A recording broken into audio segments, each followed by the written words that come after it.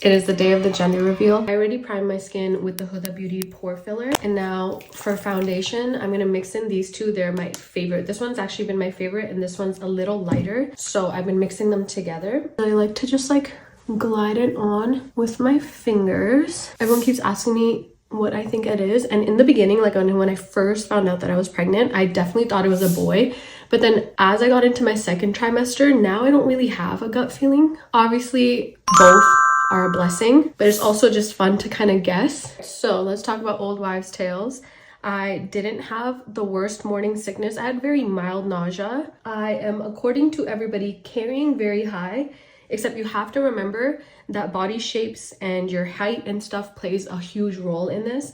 And I have a very short torso. I don't think there's a possibility of me even carrying low in the beginning, if that makes sense. Whereas somebody with a longer torso, because your uterus is at the bottom, you would be carrying low naturally. I'm pretty sure that's how it works. And then I think for like the baby's heart rate or whatever, it's like 140. I think that's like right at the middle cutoff of what a girl compared to a boy is. Moods have been pretty chill. Randomly I'll get like a burst of anger, but that's like nothing crazy. I haven't cried once. I think the main one is like carrying high and low. There was like a lot of options for the reveal itself.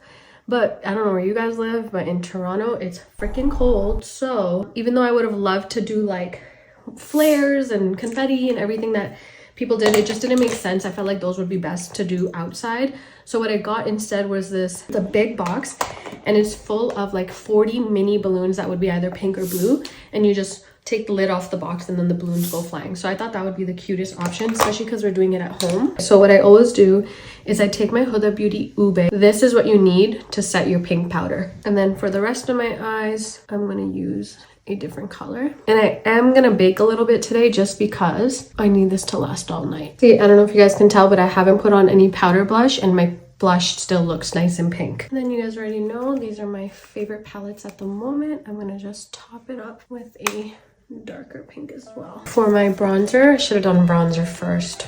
It's okay. Laguna NARS. For my eyes, we're keeping it so simple and we're doing the Moon Dust palette by Urban Decay. A-List Energy. We're gonna do that one. And I love these because you can just literally tap it all on your eyes and it makes it look like you put in so much work, but you did not. And you can be a little messy with it because it's like a loose glitter. And then what I like to do it is I just blend out the edges here. I did Benefit Benetint. Now we're just gonna line our lips and then just a little bit of lipstick. Okay, let's fix this hair. Actually, we gotta change and then we gotta fix this hair.